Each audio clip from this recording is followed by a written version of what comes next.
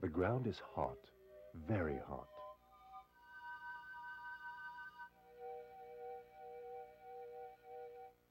The Greeks came in ancient times and named this region the Phlegrean Fields, that is to say, burning.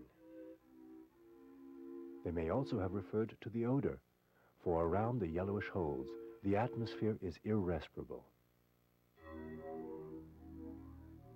The steam, rising from the earth at temperatures of over 150 degrees centigrade, is full of sulfur dioxide.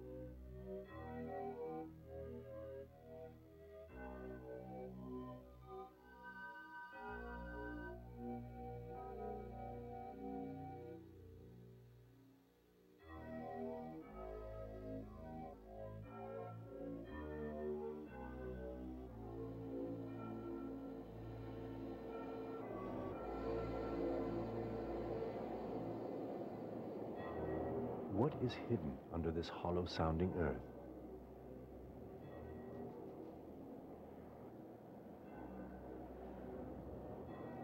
With what inferno is this mysterious place in contact?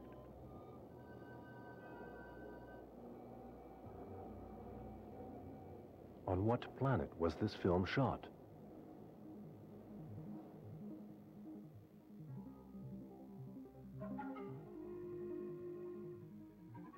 In fact, this is a very unusual representation of the Italian coast.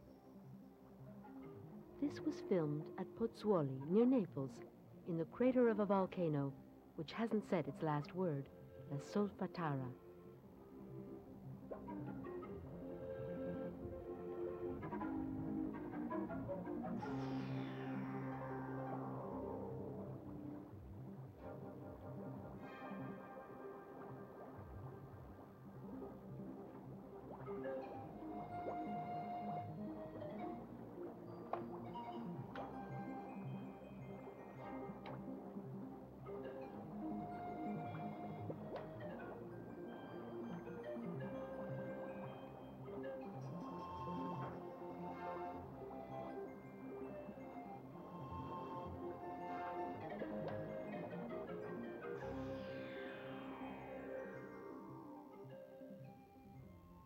These leaves which fall like years, these flowers which fade like hours, these clouds which flee like illusions, these rivers which freeze like life, have secret dealings with our destinies.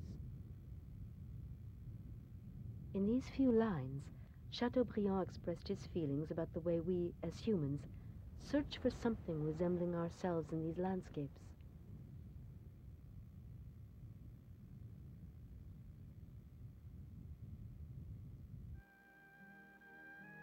Europeans are extremely lucky. The continent they live on reflects a rather nice image. Gentle, reassuring landscapes are not rare, and harmony is easily found within the friendly warmth of nature in each region.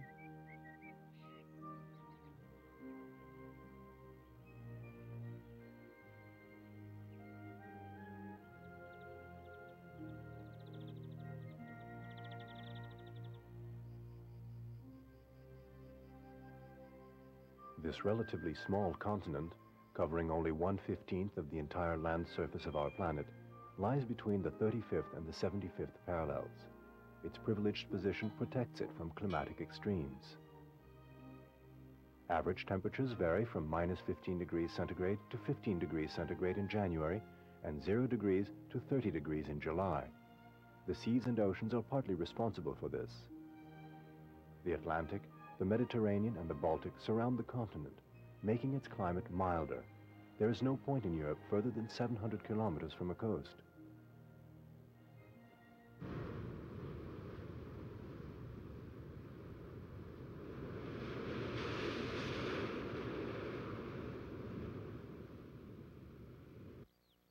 The low average altitude favored the introduction of productive and varied cultivation. 44% of the surface is arable, more than 3 times as much as in North America.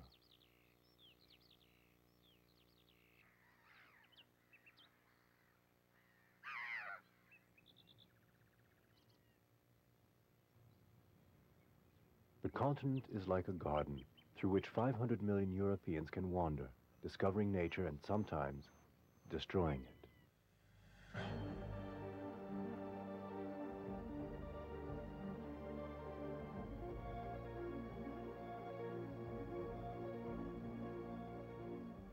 Each year in Europe, tens of thousands of acres are reduced to landscapes of doom.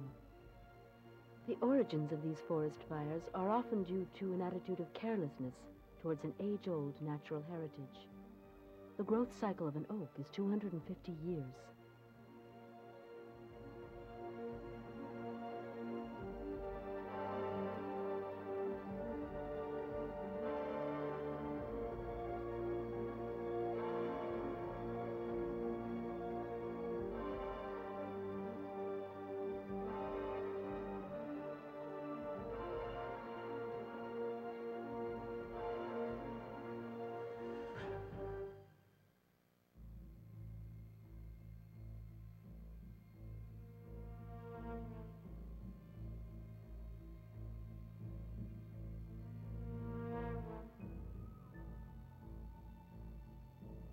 When the water level of artificial lakes drop, we discover the barren edges around them.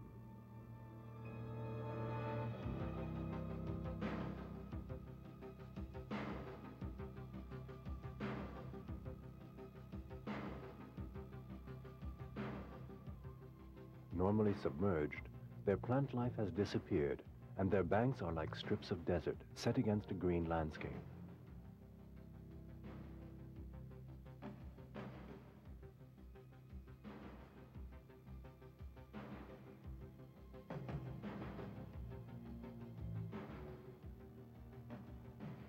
European nature, as if to give us a glimpse of our destiny, has created scenes which strike our imagination. In Romania, the Lacu Rosu Reservoir is completely natural. In 1837, one of Mount Ghilco's slopes literally collapsed and created a dam across the river. Red Lake, which was formed as a result, today reveals the memory of the sunken forest.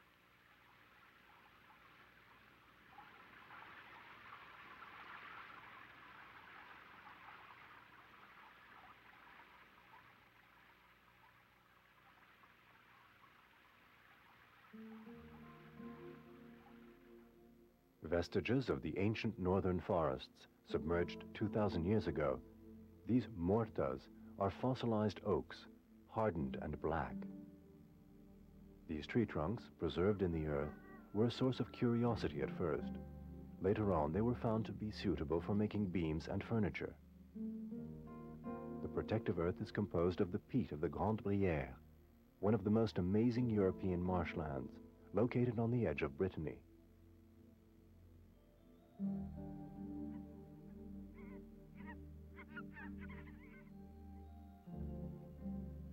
This oak forest lived for only 500 years before being cut down by the western winds, then covered by various geological transgressions. The origin of the Grande Bruyere dates back 15,000 years to a tectonic depression.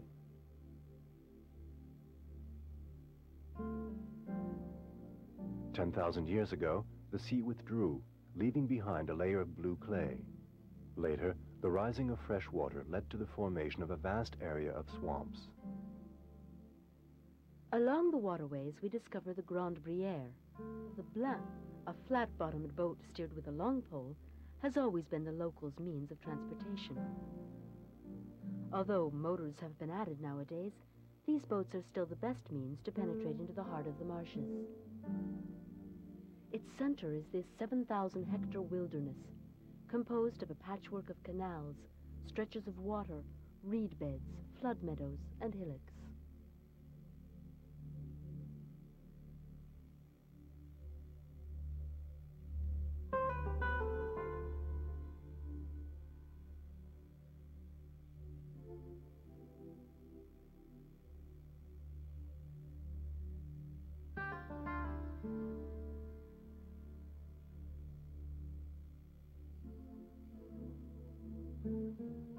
On the rocky heights, the local inhabitants have settled around the scant cultivatable land. Their elongated plots lead to the canal which circles the island. The water level was once directly influenced by that of the Loire, which itself varies with the tide. Today, its movements are controlled by water gates. Flushing operations allow excess water to be evacuated towards the Loire and vice versa during the summer months to prevent drought.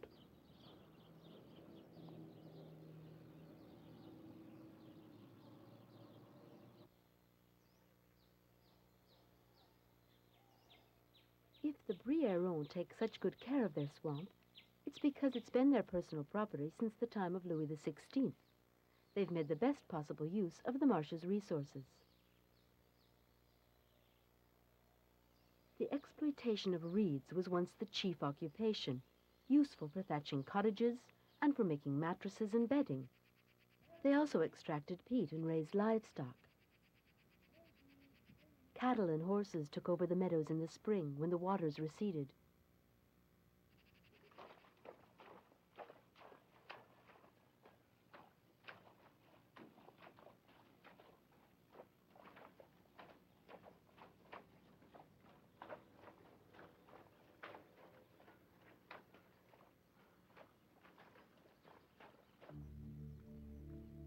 Since the beginning of the century, as the Briérons can no longer subsist on this poor land, they have turned to related industries.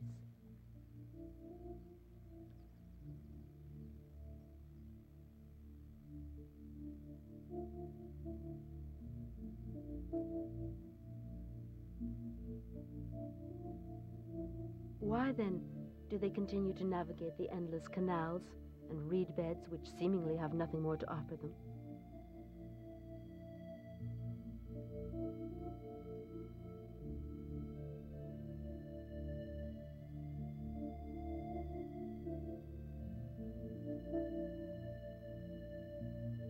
The answer comes from the sky. Located along the great migratory paths, the swamps represent a location of international importance for aquatic birds. Now a regional nature preserve, it accommodates large colonies of wintering ducks and waders, herons, mallards, teals, louts, and coots. 250 species of birds can be found in the Grande Brière. Using lookout points hidden among the reeds, we can finally discover the secret life of the swamp. During the day, the ducks prefer the tranquility of large stretches of water, such as the estuaries, but food is scarce there. That is why they return to the swamps in the evenings.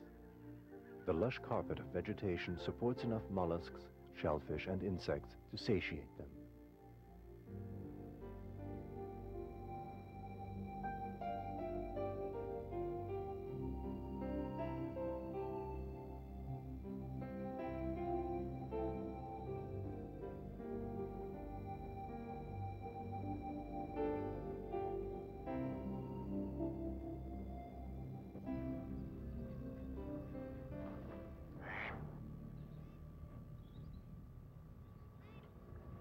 Proud of the heritage which they have preserved, the Briérons have begun to promote the unique quality of their region to the tourist industry.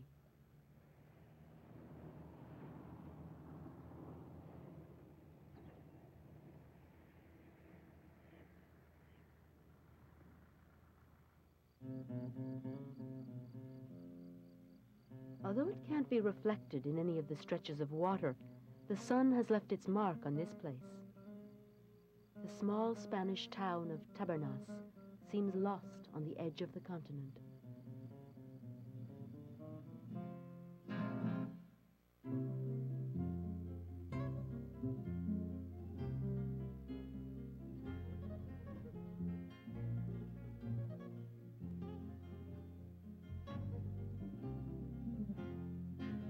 This is Andalusia, the colorful region of southern Spain. And yet, Tabernas presents a different picture. Not the town itself, but the immensity of the 12,000-hectare sub-desert to which it is the gateway.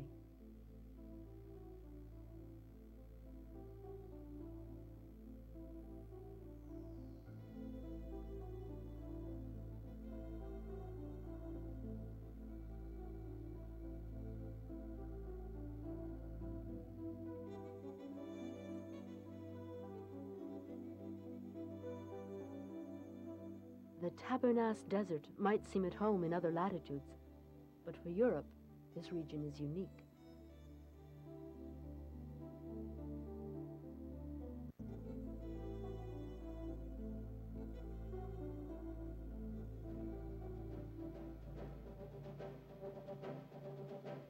The desert landscapes invariably bring cowboy movies to mind, a fact that has not escaped the attention of Italian film producers, who have found that they could shoot their westerns without shipping their crews across the Atlantic.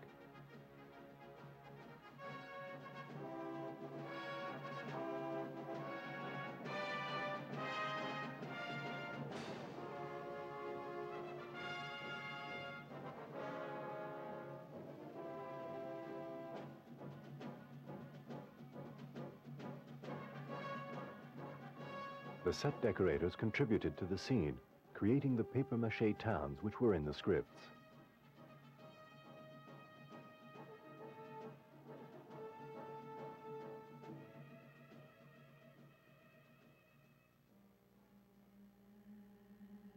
The clouds floating carelessly by complete the picture. Yet the skies of this region are rarely cloudy. There are an average of 179 cloudless days per year. The annual period of sunshine is exceptional, over 3,000 hours. The harnessing of solar energy is expected to follow the film industry. Tourism, however, would prove difficult in such a dry region. Among the plants striving to survive, xerophilous species unique in Europe dig their roots into the cracks of Earth's dried crust. Sheltered from atmospheric disturbances coming from the ocean, this region has an extremely low humidity level. The average annual rainfall is less than 250 millimeters, yet the limits of the desert are reduced.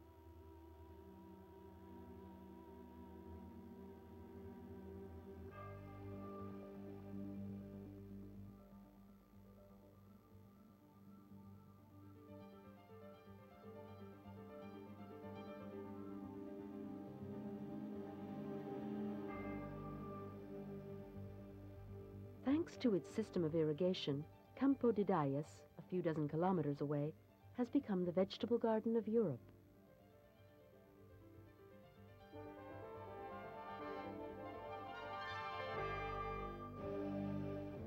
Towards the west, the snows of the Sierra Nevada provide the Spaniards with the joys of skiing.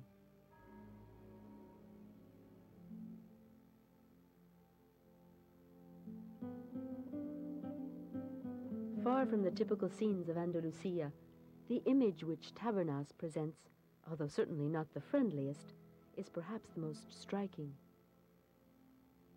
The Spanish writer Juan Goytisolo discovered this region one day and adopted it. My trip through the region of Almeria in September 1956 was in reality an initiatory, baptismal, spermatic journey. It was the confrontation with the world, a reality, a landscape whose barrenness, violence, and ruggedness immediately attracted me.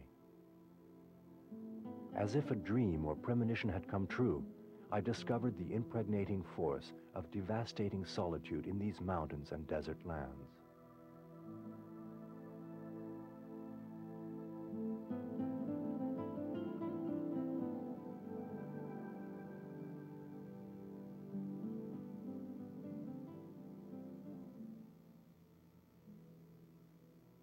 The same impression of solitude can be felt in this great, desolate space inhabited only by herds. Here in Hungary, it's called the puszta.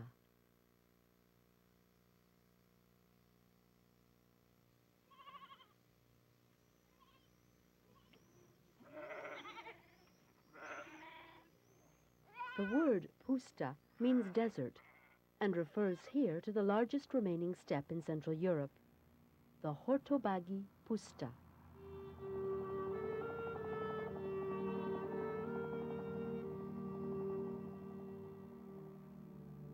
This 5,000-hectare area in the heart of Europe is a protected zone, a national park, and a UNESCO biosphere reservation.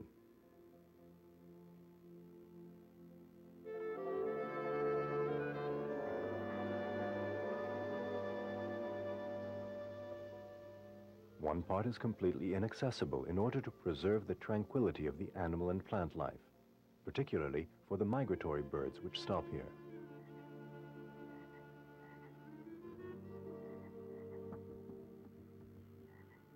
During the 17th century, in this once vast area, the inhabitants began to solidify the quicksand by planting acacia trees. The subsequent reforesting and irrigation furthered the development of agriculture. In imperial times, the puszta was not crossed so easily. Travelers had to be escorted by a guard of uhlans to protect them from the dangerous betyáres. These fur-bundled bandits on horseback terrorized the steppes.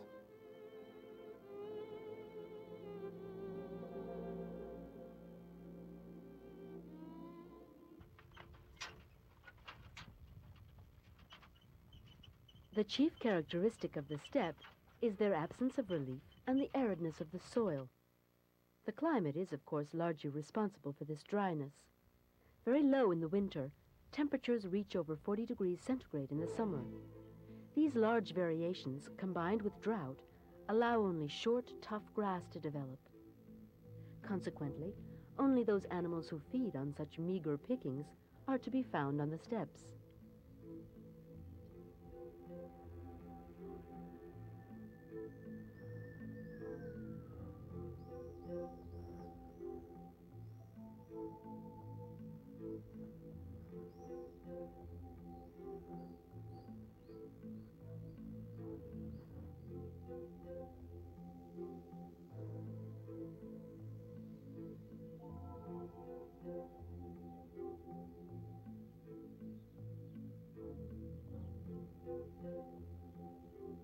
The Hortobágy puszta is the habitat of the gray oxen, which sports characteristic long horns. This breed was close to extinction before people began protecting it.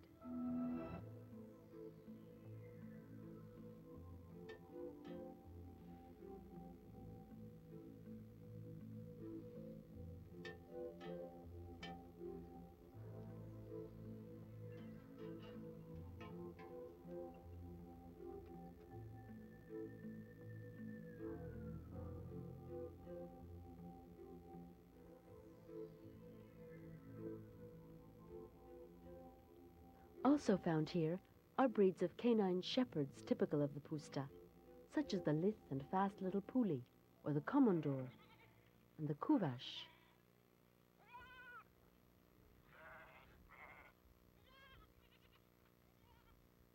For centuries, shepherd dogs have guarded their herds in this way, from one pasture to another. A hierarchy has developed among them according to the type of animal that is herded. A Juhas is a sheepdog and cannot herd its sheep onto a pasture before the cattle have grazed. Cattle are guarded by the Guyas.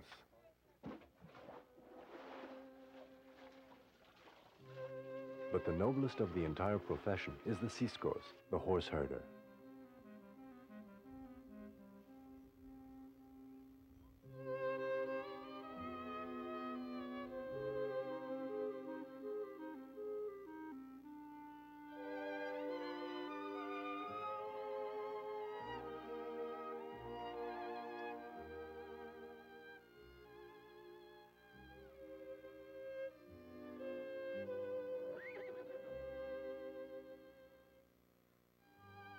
Today we can still see the Ciscos performing their traditional task of herding herds of semi-wild horses across the steppes, disappearing on the horizon in a cloud of dust.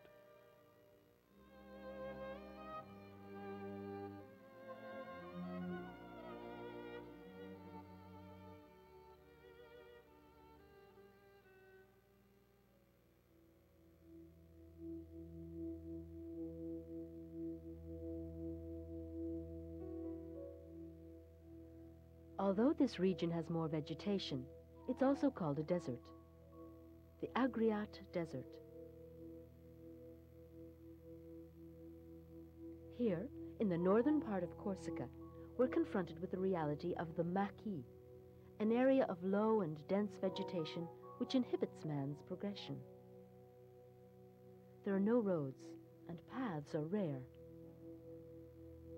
Prosper Mérimée, residing in Corsica during the 19th century, left us a rather accurate definition. It is this sort of thickly wooded copse which is called the maquis. It is composed of different species of trees and bushes, mixed together according to God's whim.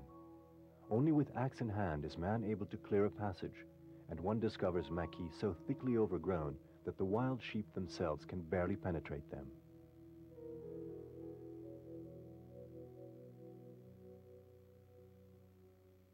He also notes that an area which is so difficult to travel through offers a perfect refuge for whoever may be in trouble with the law.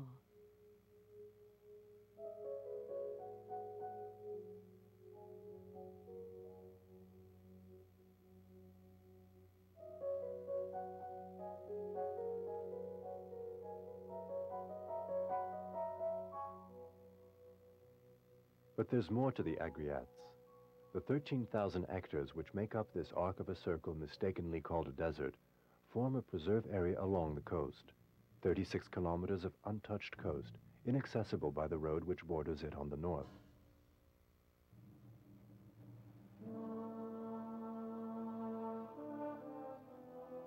From the sea, however, the beaches of the Agriats were the first to be reached by invaders coming from the mainland. In the 16th century, the endangered populations finally abandoned their permanent settlements and retreated inland.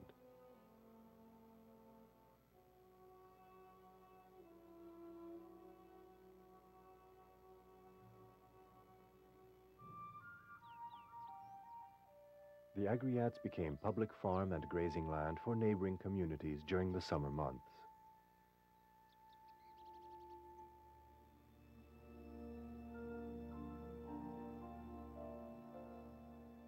At the beginning of the century, the harsh lands of the Agriats, less productive than those of the colonies, forced entire communities to cross the seas. Cultivation came to a halt for lack of labor and for lack of shepherds. The local sheep pens, called paillets, fell into ruin.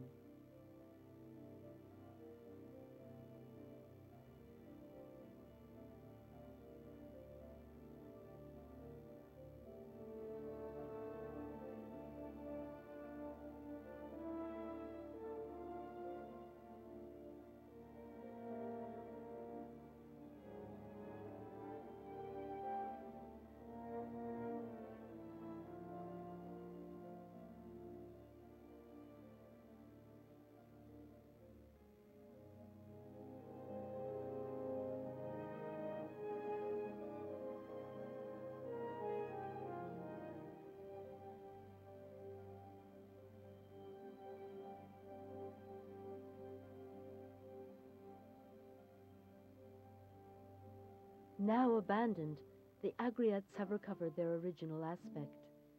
Programs have been started to protect and explore this natural environment, so that in these days of real estate development, it may preserve its wild and unique character.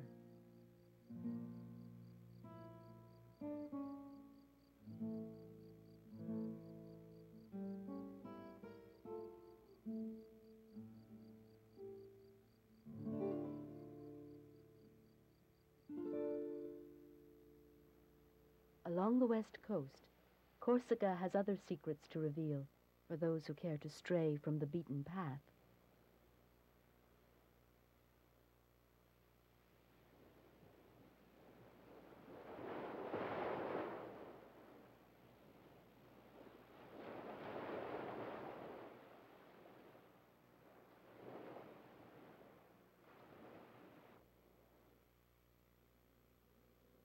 Between Porto, a tiny port known for its square tower, and Piana, several kilometers further south, extends an area called E Calanque.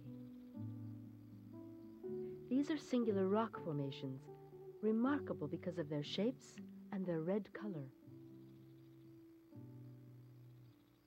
The paths which wind along these jagged cliffs seem to invite us to explore their many hidden recesses. The rocks are made of granite and porphyry.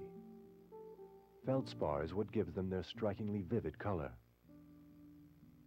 The shapes are formed by the many fractures which cut out blocks of granite. These are subjected to erosion, which rounds them out into a chaotic mass of balls. Meanwhile, the rocks are being transformed by a more particular form of erosion called tafonu, meaning the hole. It starts when a crystal disappears and then develops from the inside. This curious phenomenon is caused by alternating hydration and desiccation. It breaks up the surfaces, freeing tiny flakes of rock. The tafonu stamps recesses or cavities into the rock, and in some cases digs deeply, forming shelters which have always been used by shepherds. Making its daily journey across the sky, the sun plays with holes and curves, adorning the cliff walls with patterns of shadow and light.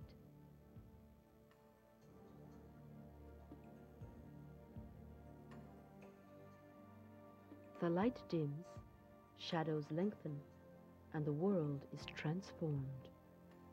In 1880, Guy de Maupassant was strongly impressed by the Calanque, the creeks. In his novel, A Life, his characters live out the emotions which he experienced several years earlier. They set out at sunrise, and before long they stood facing a forest of crimson granite. There were peaks, columns, pinnacles, amazing figures modeled by time, the biting wind and the sea mist. Reaching as high as 300 meters, thin, plump, twisted, crooked, deformed, unexpected, fantastic, these astonishing rocks resembled trees, plants, animals, monuments, men, monks in robes, horned devils, enormous birds, a monstrous gathering of people, a nightmare menagerie petrified through the will of some extravagant god.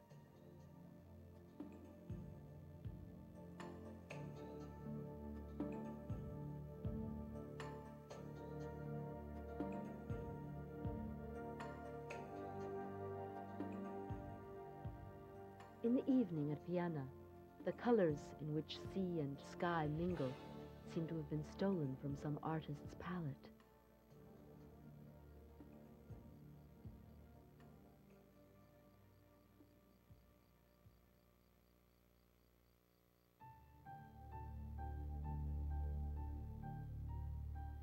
The Wadden appears the opposite of all that.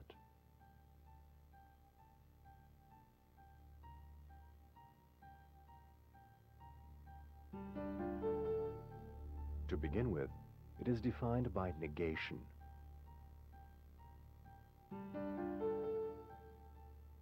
Negation of color, negation of shape and relief, even negation of identity. The Wadden is neither sea nor land.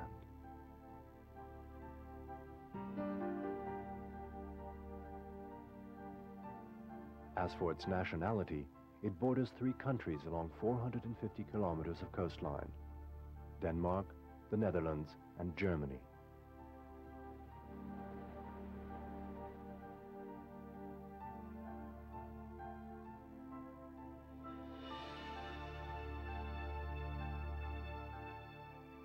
The Wadden later displays a more personal, although terribly ephemeral aspect. Like a schoolboy's slate, the sea erases it every 12 hours, then redraws it differently. At each tide, the Watt, an amphibian area, is invaded by waters up to 20 kilometers deep. Then they retreat, uncovering the animal and vegetable life that is adapted to these special conditions.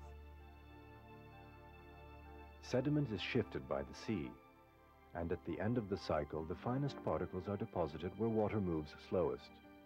An area is formed called the Wadden alluvium, in which fine grains, prevent the infiltration of water. The bacteria which develops in this oxygen-poor silt disintegrates the organic substances. It is this process which produces the characteristic odor of rotten eggs and the blue-black color.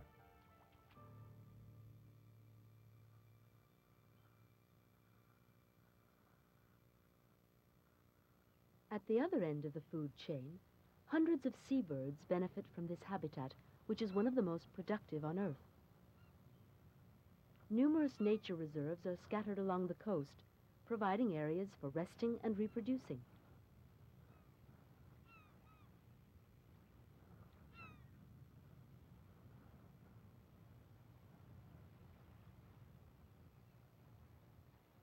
Once it reaches adulthood, the shelled duck no longer needs to dive to protect itself from the voracious seagulls. When out hunting for insects or shellfish, its colorful plumage and red beak stand out against the monotony of the environment.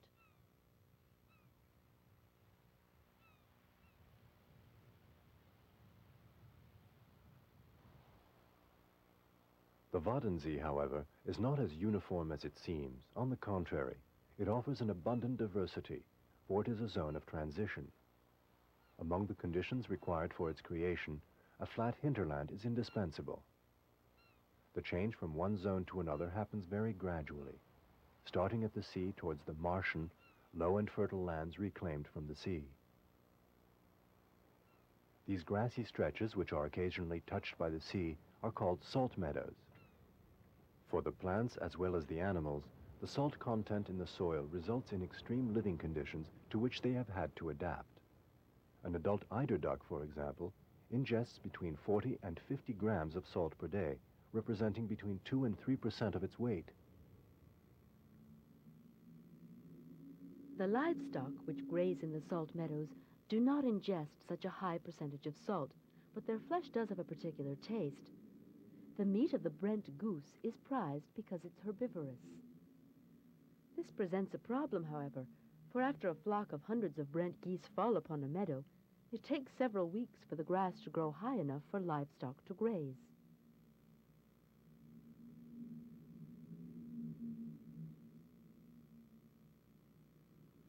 Like the sea, the wind plays an important role in the Wat. It shifts the sands which, when deposited, temporarily form a string of dunes. In order for these to become stable, vegetation is indispensable.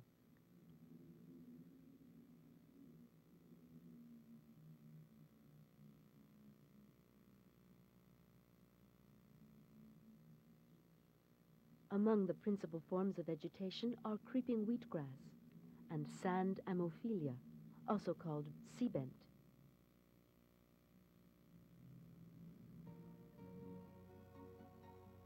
The dunes can now expand, reaching heights of 30 meters, and even form islands.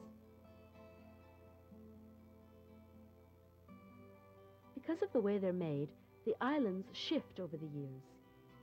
The island of Sylt is more stable because it was originally part of the mainland.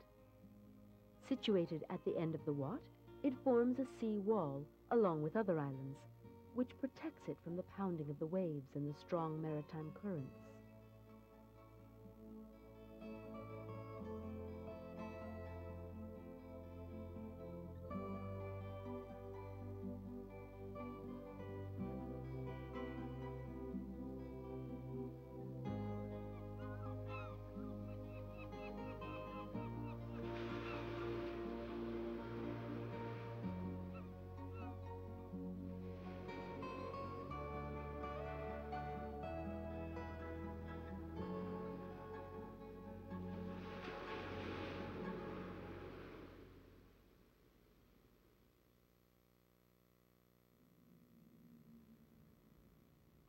In the Wadensee, human determination to link the isles to the mainland is expressed in the form of Lanungen. These dikes consist of 2 rows of posts and branches which retain the silt when the tide goes out. Afterwards, drainage canals help them dry out, encouraging the gradual progression of the land.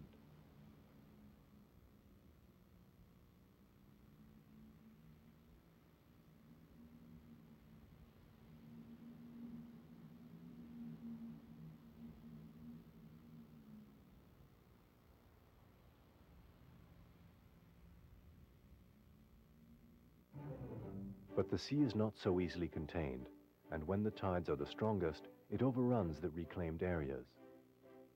The only way to protect the back country is to build dikes. The first dikes go back to the year 1000 and have little in common with those of today, whose bases may measure up to 70 meters. Will they suffice? Experts maintain that the sea is presently rising and that the coast will eventually be devastated by a huge tidal wave, which will engulf the dikes and a part of the maritime plain.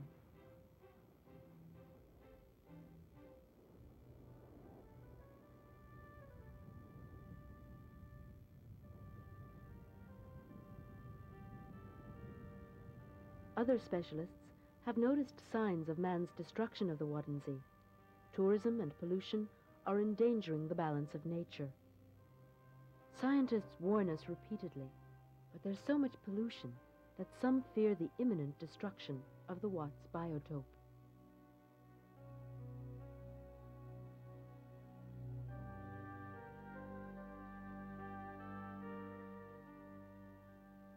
Further north, the Scandinavian range has been spared these problems till now.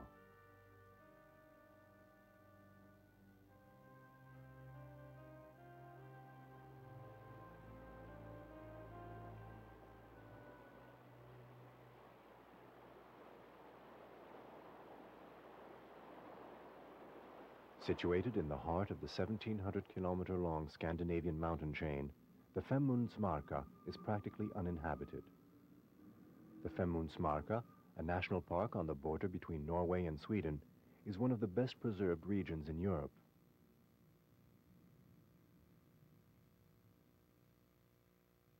Tourism is rare, for winter is long in these mountains. It begins at the end of the month of August and finishes at the end of May. Even in July, the warmest month, the average temperature remains below 10 degrees centigrade.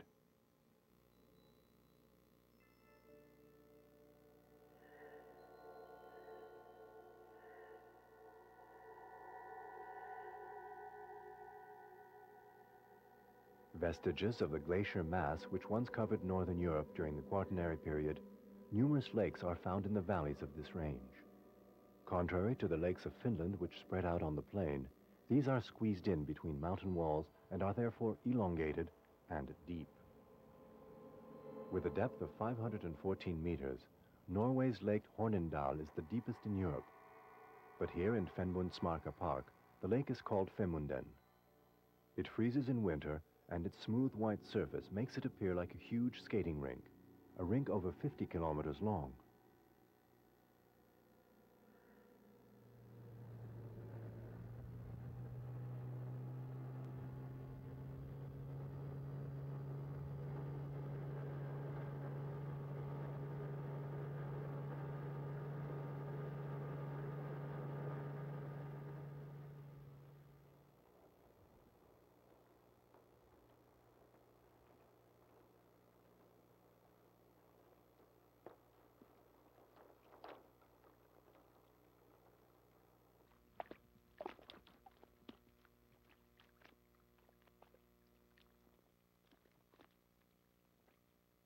Water, ice, and snow seem to play freely between their three states of being.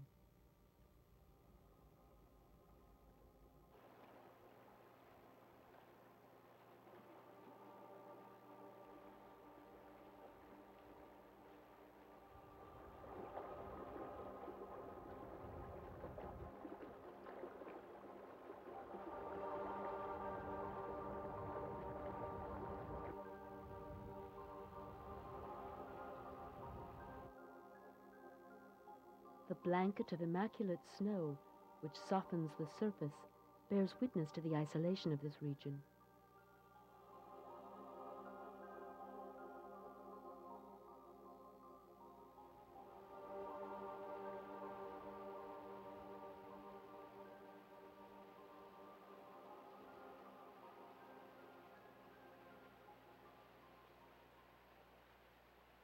The slightest presence of an animal is revealed by tracks.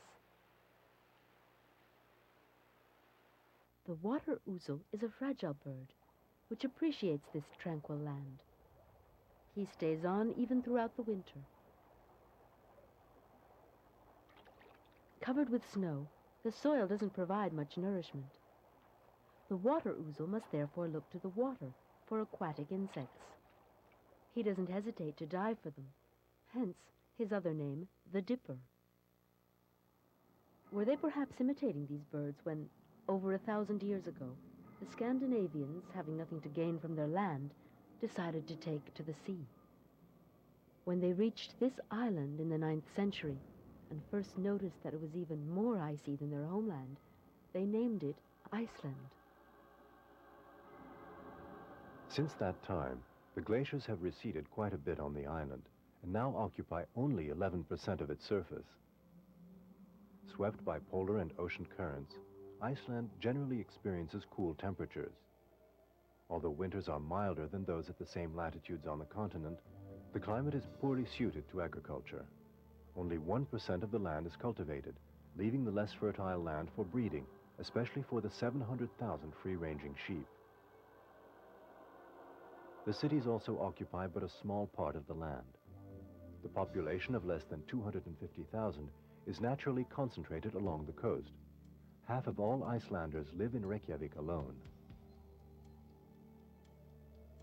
Although the life expectancy is among the highest in the world, Iceland, with a density of 2.4 inhabitants per square kilometer, is the least populated country in Europe.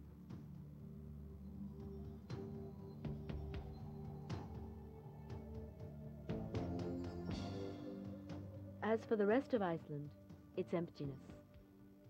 Enormous areas covered with pebbles, landscapes so much like the moon's that American astronauts have come here to train. With the exception of city parks and a few strips of forest, trees are practically non-existent on this island. Their disappearance is largely due to the fallout of volcanic ash following the eruptions which the island has experienced over these last centuries. Amidst these vast stretches, only moss and lichen manage to grow.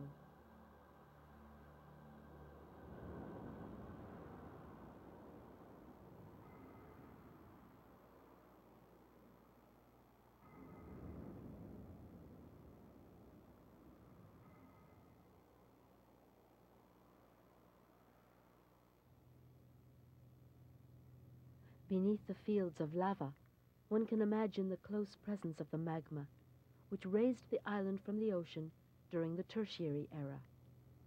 Today still, the island is growing larger and higher. Hot springs number in the hundreds. The ground gives off gas vapors. Hot water and steam gush from the earth. The geothermal potential is more than decorative. Icelanders have found a source of heat close at hand and use it for both their homes and greenhouses.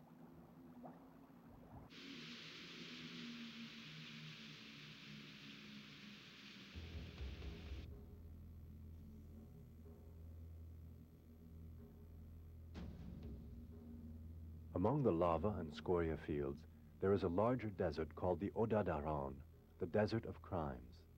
The name is linked to the history and legends associated with this place. Before the 13th century, the Althing, the world's first parliament, organized Icelandic society. Lacking police and executioners, the country resorted to banishment as a punishment for criminals. Banished by all, they were forced to keep away from towns and found refuge in the immensity of the wastelands. An edible moss, called cetraria, is found in the Odadahraun, which helped them to survive, but as wild animals. Any traveler who ventures into these areas could become prey to them. The legends have exaggerated these tales of unfortunate encounters and have given new meaning to the desert as a place of terror.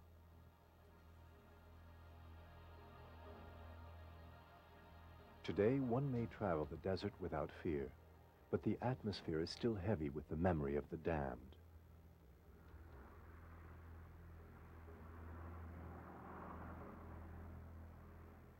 The mineral landscape provokes a certain anxiety, and the hiker cannot discount a certain danger. The difficulty of moving over the rough terrain, of crossing the torrential glacier streams, and the lack of dwellings in these vast stretches leave the traveler who wishes to explore the heart of Iceland completely at a loss and alone, incomparably alone.